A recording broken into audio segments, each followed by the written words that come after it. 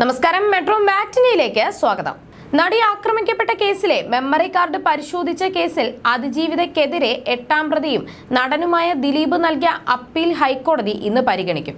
അന്വേഷണ റിപ്പോർട്ടിന്റെ മൊഴിപ്പകർപ്പ് അതിജീവിതയ്ക്ക് നൽകണമെന്ന ഉത്തരവിനെതിരെ നൽകിയ അപ്പീലാണ് അവധിക്കാല ഡിവിഷൻ ബെഞ്ചിന്റെ പരിഗണനയിലുള്ളത്.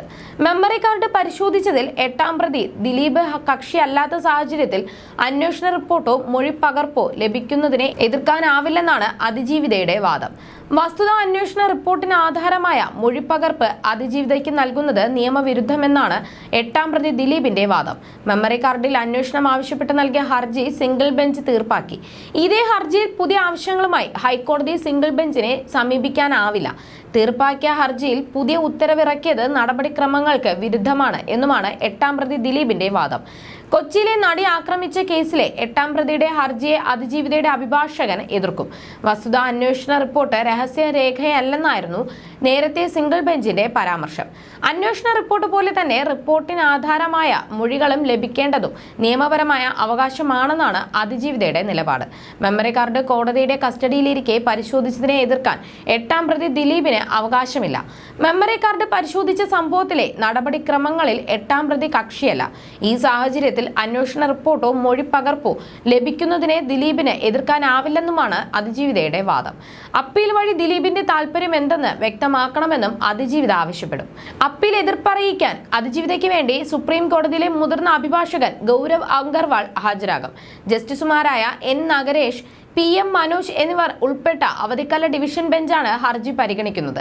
കൊച്ചിയിൽ നടി ആക്രമിച്ച കേസിലെ സുപ്രധാന തെളിവായ മെമ്മറി കാർഡ് 3 തവണ നിയമവിരുദ്ധമായി പരിശോധിച്ചിരുന്നു. ജഡ്ജ് ഹണി എം വർഗീസാണ് മെമ്മറി കാർഡ് സംബന്ധിച്ച അന്വേഷണം നടത്തിയത്.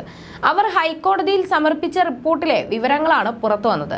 2018 ജനുവരി 9 മെമ്മറി കാർഡ് നിയമവിരുദ്ധമായി പരിശോധിച്ചത് അങ്കമാലി മജിസ്ട്രേറ്റ് ആണെന്ന് റിപ്പോർട്ട് പറയുന്നു. Angamaly magistrate Leena Rasheed memory card പരിശോധിച്ചത് രാത്രി 9:58 2018 ഡിസംബർ 13 മെമ്മറി കാർഡ് പരിശോധിച്ചത് ജില്ലാ പ്രിൻസിപ്പൽ സെഷൻസ് കോടതി ബെഞ്ച് ക്ലർക്കാണ്. Bench clerk Mahesh Mohan memory card പരിശോധിച്ചത് നിയമവിരുദ്ധമായാണ്. രാത്രി 10:58 മഹേഷ് മോഹൻ മെമ്മറി കാർഡ് പരിശോധിച്ചതെന്നും റിപ്പോർട്ടിലുണ്ട്. മെമ്മറി കാർഡ് ഉപയോഗിച്ച വിവോ ഫോൺ ശിരസ്തദാറിന്റേതാണെന്നും അന്വേഷണ റിപ്പോർട്ട് പറയുന്നു. ശിരസ്തദാർ താജുദ്ദീന്റെ ഫോണിലാണ് പീഡന ദൃശ്യങ്ങൾ കണ്ടതെന്നാണ് റിപ്പോർട്ടിലുള്ളത്. വിചാരണ കോടതിയിൽ മെമ്മറി കാർഡ് ഉപയോഗിച്ചത് ശിരസ്തദാറിന്റെ ഫോണിലാണെന്നും റിപ്പോർട്ടിലുണ്ട്. അതേസമയം കഴിഞ്ഞ ദിവസം അതിജീവിത തന്നെ രംഗത്തെത്തിയിരുന്നു. ഇത് അനീതിയും ഞെട്ടിക്കുന്നതും എന്റെ കേസുമായി ബന്ധപ്പെട്ട മെമ്മറി കാർഡിന്റെ ഹാഷ് വാല്യൂ മാറിയതിൽ വിചാരണ കോടതി നടത്തിയ ജുഡീഷ്യൽ അന്വേഷണത്തിന്റെ റിപ്പോർട്ട് ബഹുമാനപ്പെട്ട ഹൈക്കോടതിയുടെ നിർദ്ദേശപ്രകാരം എനിക്ക് ലഭിക്കുകയുണ്ടായി.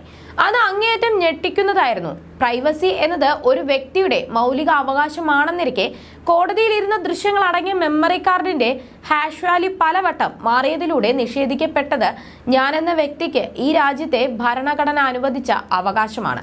ഈ കോടതിയിൽ എൻ്റെ സ്വകാര്യത നിലവിൽ സുരക്ഷിതമല്ലെന്ന തിരിച്ചറിവ് ഏറെ ഭയപ്പെടുത്തുന്നതാണ് എന്നുമാണ് അതിജീവിത പറഞ്ഞത്. You're watching me on metromatney.com. metromatney.com. Subscribe for more videos. Subscribe for more videos. Subscribe here for more videos. Subscribe now. Thank you.